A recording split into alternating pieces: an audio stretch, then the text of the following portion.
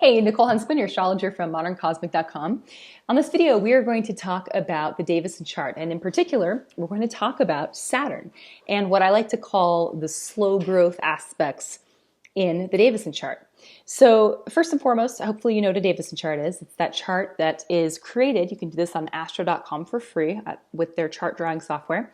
But it's simply the birth date, the birthplace, the birth time between you and your partner's data, okay? Now, let's talk about Saturn a little bit here. Why do I call Saturn the slow growth aspects? So let's talk about the myth of Saturn first to help you get sort of a little bit of a colorful image in your mind about how we take this myth and what Saturn symbolizes and we apply it to relationship. Okay, so we're going to go back in Greek mythology here. If you can remember the story of Kronos. Kronos is actually the same thing, same god as Saturn, just the Greek version. If we think about his father, so we had the sky god Uranus and we had the earth goddess, Gaia, she's Mother Earth. They were a pair. They were like the primordial couple. And from these two were born the Titans, and Kronos being one of the Titans. Now, Uranus, apparently, as he's having these children, I suppose you can say, his offspring, he was unhappy with them, disappointed by them, and would reject them. And after a while, Gaia started to get a little bit fed up with him just simply partaking in the creative act and then destroying her offspring. And so one night, she got Kronos to help her castrate Uranus. So they snuck in while he was sleeping and they castrated him. So if we think about, and this actually is a helpful myth if you think about Uranus as well, when you apply Uranus to astrology, because Uranus has this decidedly sort of disembodied in a sense energy. Uranus and Aquarius types have to do more with the idea of something, the creative process of coming up with, conceptualizing something, not so much with the actual thing that is created. Okay, but that's for a different video. Now Saturn, because Saturn, this helps us understand, he helped to castrate the sky god, his father, which meant his father could no longer create. He could no longer create progeny. He could no longer create. He can no longer take part in the creative process, right?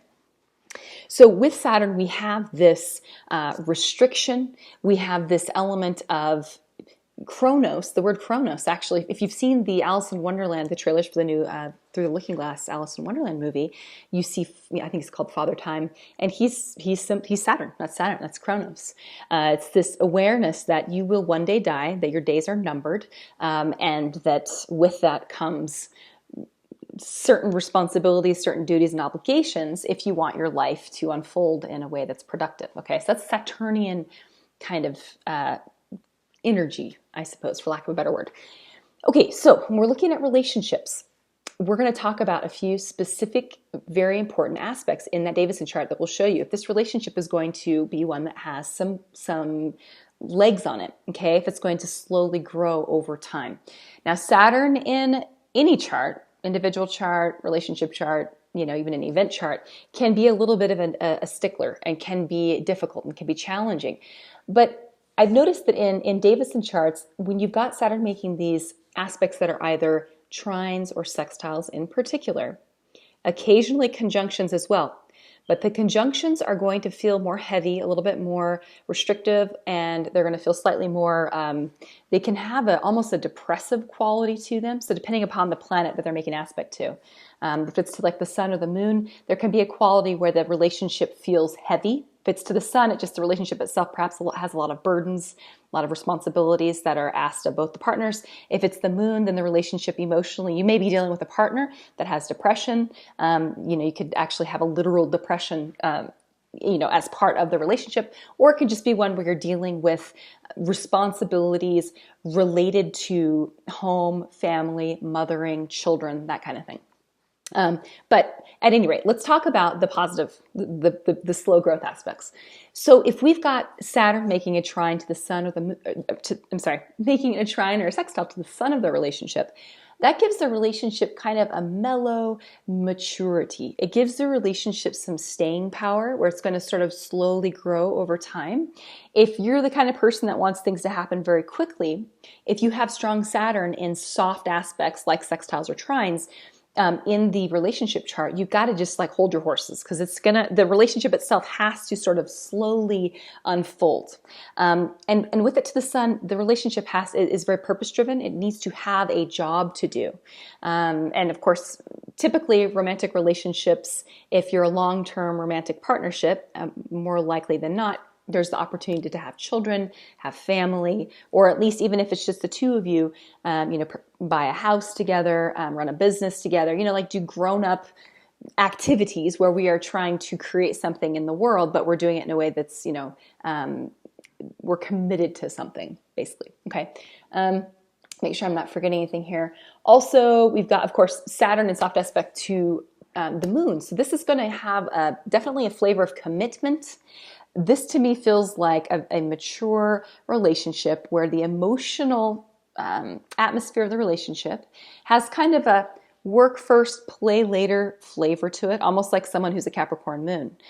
Even if the relationship itself has a Capricorn moon, it could have that same kind of flavor to it. There's this idea that we are committed to one another. Again, it's this idea of buying a home together, of maybe running a business together, growing a family together. There's just a mature emotional environment when you've got Saturn making soft aspects to the moon. Saturn making soft aspects to Mercury would be similar. This is going to have to do with the quality of communication in the relationship. Could be with Mercury, it could be one where there could be a little bit of restriction about what is discussed. Like we don't talk about those things over the dinner table, kind of a feel to the relationship. There could be a sense that on the part of one partner or both partners that certain things aren't supposed to be being discussed. Like there's rules applied to the communication of the relationship. Mercury to Saturn can, and of course this is in a hard angle, this can definitely be somebody stopping the partner from communicating what it is that they would like to communicate. And especially if you've got a conjunction and it's got that funky flavor of, holding back and being a little bit too reserved with the communication in the relationship, things not being said, things being swept under the carpet perhaps, there being a lot of rules in the relationship, a lot of discipline and kind of, expectation about what is right and what is wrong. If you've got Saturn making a soft aspect, so sextile or trine to Venus, Venus is the romantic pleasure principle of the relationship. So it's what the couple does together to enjoy life. It's also what either person might do outside the realm of the relationship for pleasure when it comes to pursuing other people. So a Venus-Saturn soft aspect is helpful because it adds to loyalty. It adds to a certain amount of I have responsibility to this relationship, to its to the romantic. This is my partner, my bonded partner. I'm not supposed to be wandering elsewhere unless you've agreed upon that. If that's part of your relationship, that's fine. Now, if you've got hard aspects from Saturn to Venus, then that's a relationship where the pleasure principle is really many times being thwarted or it's being held back. Now, what's interesting about this, it's not always a bad thing because sometimes, let's say you've got a partner who's really like a Peter Pan, whether it's a female or a male. Okay, so you've got one partner who's really kind of immature when it comes to commitment and immature when it comes to just stick-to-itiveness with the relationship. Okay, sometimes in particular, if that partner's individual Venus or Saturn makes aspects to the charts, Venus or Saturn, flip-flop them, then this really applies. Then you have like a double whammy kind of a thing happening. But it can help that less mature person grow up. And it can help them, if they're in the right space, looking at their, where they're at with their solar arcs and with their progressions and all those other things that all add up to make, the whole picture. It can be helpful. It can help them to learn how to commit. It can even be something that's supportive of the relationship. But many times, if you don't have aspects being made to that person's birth chart, it just becomes oppressive and the relationship itself becomes too heavy and there's just too much demand and there's too many rules and too many restrictions and that Peter Pan character takes off. many times, okay? Or the person that's the other partner gets fed up with the Peter Pan and kicks them off the island. Now, as we move from Venus, let's go to Mars. Mars is the sexuality of the relationship, the fire, the passion. It's the thing that's, it can even be the irritation in the relationship, the thing that's going to cause you to fight with each other, or the friction, okay? Now, Saturn making a trine or maybe a sextile to Mars is not a bad thing. It's, again, it adds a bit of durability, longevity. With the sex life, it can even add an element of, working hard at pleasing the partner, or wanting to learn how to better sort of operate sexually with one another, being committed to the sex relationship and the intimacy and the sexuality in the relationship.